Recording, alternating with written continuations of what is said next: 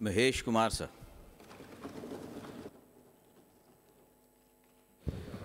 Thank you deputy speaker साहब, बहुत शुक्रिया आपने मुझे मौका दिया बजट 2025-2026 पे बात करने का।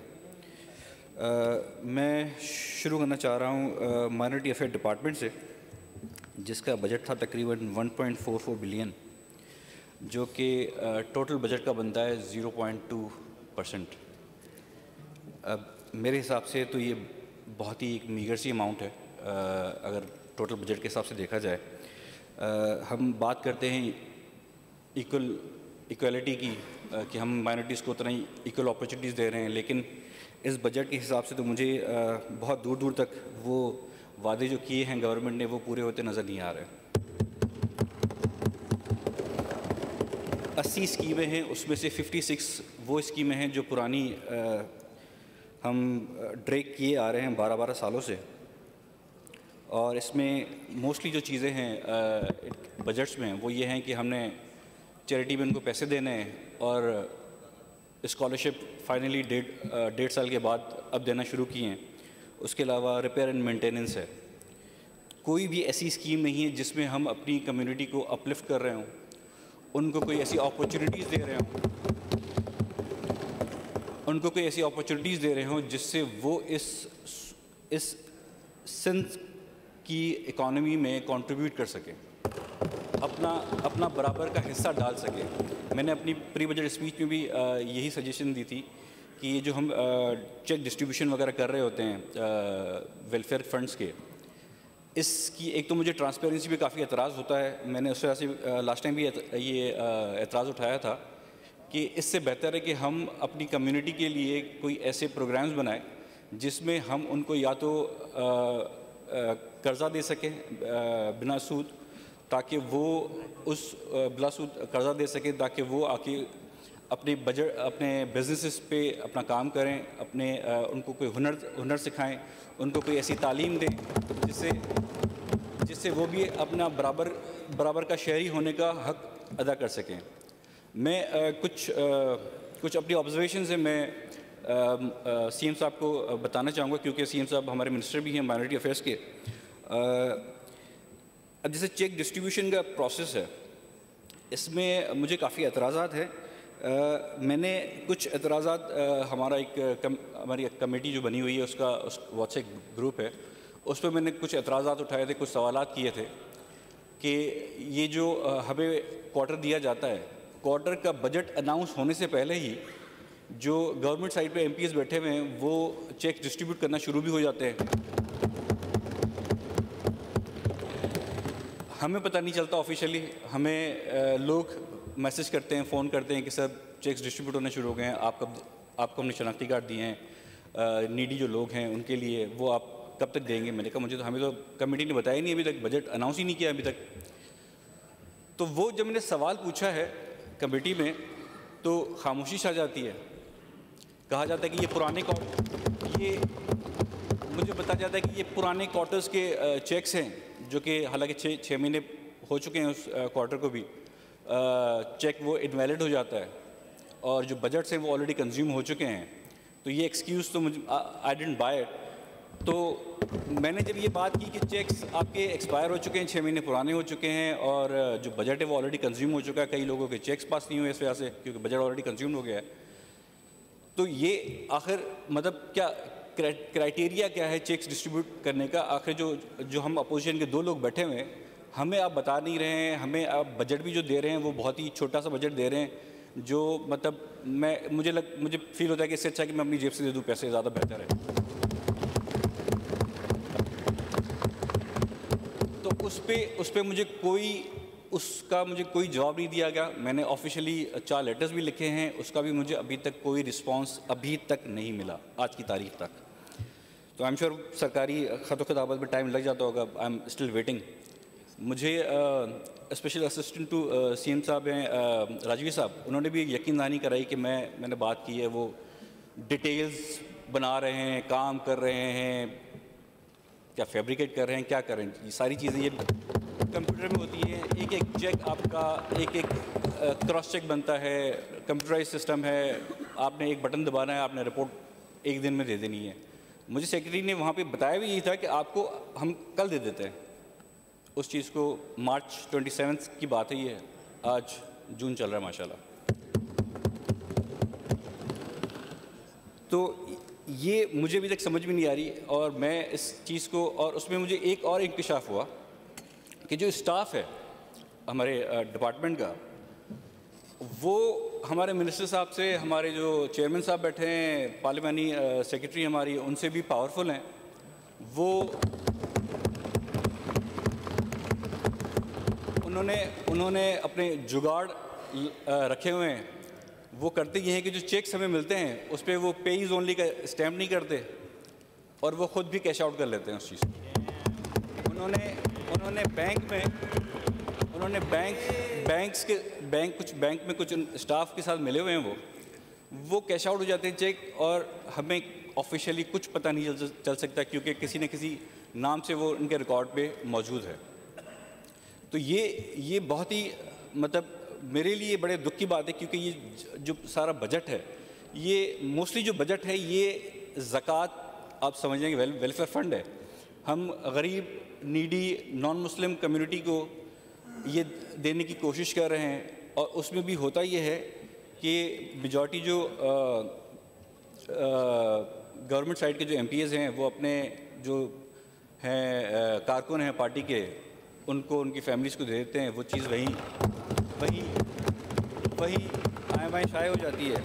लेकिन जो नीडी कम्युनिटीज़ हैं, जैसे हमारी शेड्यूल कास्ट है, महेश्वरी बरादरी है, कोहली बरादरी है, भील हैं, बागड़ी हैं, ये मेघवाड़ हैं, इन तक पहुंचते भी नहीं हैं। मेरे पास खुद एप्लीकेशंस मौजूद हैं जो कि माइनॉरिटी अफेयर डिपार्टमेंट को लिखी गई हैं इन कम्युनिटीज़ की तरफ से, कि हमारी कोई सुनवाई नहीं होती, हमें कोई चेक्स में कोई शेयर नहीं मिलता इसका। हम कह के थक गए हैं चेयरमैन साहब को, स्टाफ को, हम तक वो चेक नहीं पहुंचते। आपके अपने पसंदीदा लोगों में, पार्टी के वर्कर्स में, इवन जो ज़मीनी इंतखाबात होते हैं उसमें भी जाके ये चेक डिस्ट्रीब्यूट हो जाते हैं। एज अवाम ताकि खुश हो के आपको वोट कर दे, वोट ख़रीदे जाते हैं इसके थ्रू। तो ये मैं सख्ती से मतलब गुजारिश ही कर सकता हूँ CM साहब से कि इस चीज़ को काइंडली एक दफ़ा देख लें। आपके लिए बहुत छोटी सी ये मिनिस्ट्री है, आपके पास और भी बहुत सारे काम होंगे। 3.5 ट्रिलियन में से सिर्फ 1 अरब रुपए की मैं हिसाब मांग रहा हूँ, सिर्फ 1 अरब रुपए का, और मुझे उस पर कोई रिस्पांस नहीं है। सारा का सारा डिपार्टमेंट हाईजैक हुआ है। एक क्लर्क हैं अर्जुन, एक CN है संजय, इनके हाथों सारे जो रिपेयर मेंटेनेंस के कॉन्ट्रैक्ट्स हैं उनमें इनके कमीशंस होते हैं, जो चेक्स होते हैं उनमें इनके कमीशंस होते हैं। अब मैं आता हूँ स्कॉलरशिप्स पे। स्कॉलरशिप अभी रिसेंटली स्कॉलरशिप्स अनाउंस हुई थी, उसमें हमारे कुलीग अनिल कुमार और special assistant to CM Rajvi साहब हेड कर रहे थे इस चीज़ को। अब जब हम लास्ट मीटिंग हुई थी हमारी इस क्वार्टर की, तो उसमें उन्होंने हमें बिल्कुल लास्ट मिनट पे आके ये अनाउंस किया कि हम स्कॉलरशिप भी दे रहे हैं फाइनली, आखिरकार 1.5 साल के बाद। इन स्कॉलरशिप्स की जो वेटिंग है वो हम 1.5 साल से सुन रहे थे कि हम IB से करवाएंगे, हम किसी इंडिपेंडेंट किसी इदारे से करवाएंगे, ताकि इसमें ट्रांसपेरेंसी पे कोई उंगली ना उठा सके। मैं आपको बताता हूँ कि उसमें उंगली कैसे उठ सकती है। मैंने लिस्ट देखी, ये मेरे पास लिस्ट पड़ी है, ये इसमें तकरीबन 750 से ज़्यादा 752 लोगों को स्कॉलरशिप्स दी गई है। इसमें से सिर्फ 12 क्रिश्चियन स्टूडेंट्स हैं, सिर्फ 12। हमारे पार्लियामानी जो लीडर हैं वो भी क्रिश्चियन हैं, आप भी मेंबर हैं हमारी कमेटी के। ये भी कह के इसको ऐड किया गया है, वरना सारा का सारा एक वन साइडेड अपनी कम्युनिटी को फेवर। हालांकि मैं खुद हिंदू हूँ, लेकिन मैं समझता हूँ ये नाइंसाफ़ी है हमारी नॉन मुस्लिम कम्युनिटी के साथ, जिसमें क्रिश्चियन की बहुत बड़ी तादाद यहाँ रहती है और डिज़र्व करती है वो इक्वल अपॉर्चुनिटी, ताकि उस चीज़ को वो भी कहीं कह सकें कि हमें भी पार्टीज़ और गवर्नमेंट हमें इक्वल तरीके से देख रही है। लेकिन वो यहाँ पे मुझे लगता है वो कॉम्प्रोमाइज़ हुई है चीज़। यहाँ भी इन दो लोगों ने बहुत, मैं समझता हूँ कि बहुत एफ़र्ट करके इस चीज़ को पॉसिबल बनाया है कि जितनी वेटिंग उसकी कर सके वो जितने कम टाइम में, क्योंकि उनको कहा गया था कि ये आपके पास लिस्ट है, इस पर साइन करें और हम ये कल परसों इसको डिस्ट्रीब्यूट कर रहे हैं। अखबार में ऐड भी हमने दे दिया है। कुछ पैसे बच गए थे तो इन्होंने दोबारा ऐड दिलवा के वो भी कवर कर लिया उस चीज़ को। तो काइंडली इस जो पूरे बजट को थोड़ा सा दोबारा देखने की ज़रूरत है। एक और चीज़ जो मुझे कर लीजिए, मैं सब कंक्लूड कर लीजिए। जी मैं कर रहा हूँ। एक और चीज़ जो मुझे नज़र आई, मैंने लास्ट ईयर भी इस चीज़ को आइडेंटिफाई किया था कि एक NGO है पाकिस्तान हिंदू काउंसिल, उसको 5 करोड़ रुपए दिए गए थे लास्ट ईयर। तो मैंने एतराज़ उठाया था उस पर। मुझे इन्फॉर्म किया गया था, हमारी पूरी कमेटी को इन्फॉर्म किया गया था गवर्नमेंट साइड के मिनिस्टर की तरफ से कि हमने ऑडिट उनसे मांगी थी, उन्होंने ऑडिट सबमिट की, वो ऑडिट फेक निकली और हमने उनके पैसे रोक लिए हैं। बहुत अच्छी बात थी, हम बड़े खुश हुए कि चलें आपने इस चीज़ को आइडेंटिफाई भी कर लिया और उसको पकड़ भी लिया। लेकिन इस दफ़ा दोबारा बजट में वही 5 करोड़ रुपये दोबारा लिखे हुए हैं। टेक्निकली होता ये है कि अगर कोई NGO, कोई कंपनी अगर फेक डॉक्यूमेंट सबमिट करती है तो वो ब्लैक लिस्ट हो जानी चाहिए। लेकिन यहाँ मुझे नहीं समझ में आता क्या हिसाब किताब है। कोई पता नहीं PTI छोड़ने के लिए कोई पैसे वैसे रह गए हैं अभी तक उनके कि उनको देने हैं, तो वो अभी तक पैसे उनके पूरे नहीं हो रहे, तो वो किस्तों में दे रहे हैं। वाइंड अप कर लीजिए महेश साहब। जी। और मेरा मशवरा होगा कि वो किसी बेहतर है कि वो इस ज़कात के पैसों से ना दें, आप उसको किसी सीक्रेट फंड से दे दें, हम किसी को नहीं बताएंगे। और कोशिश करके इसको 5 साल से ज़रा लंबा खींच लीजिएगा, क्योंकि वो 5 साल से ज़्यादा किसी पार्टी में रहते भी नहीं हैं।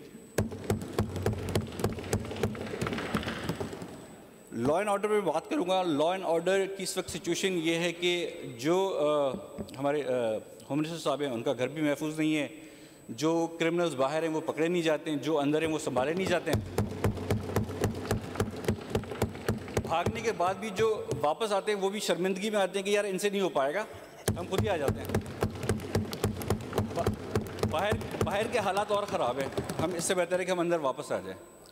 तो काइंडली उस चीज़ को देखें। कंदरकोट कश्मीर में इंतहाई ख़राब हालात हैं, उस पर मैं रिक्वेस्ट करूँगा होम मिनिस्टर साहब से कि वहाँ एमरजेंसी नाफिज करें, वहाँ फोर्सेस को ज़्यादा से ज़्यादा तैनात करें। वाइंड अप कर लीजिए महेश साहब। एक चीज़ मैं आखिर में कहना चाहूँगा, थरपारकर का अनिल कुमार अपनी स्पीच में रिक्वेस्ट करना, उनको टाइम नहीं मिला था कि वहाँ पे autism centre, rehab centre, physiotherapy centre की अशद ज़रूरत है वहाँ पे। काइंडली थरपारकर में इस चीज़ को, इसका प्रोविज़न रखा जाए। बहुत शुक्रिया, थैंक यू सो मच। बहुत शुक्रिया।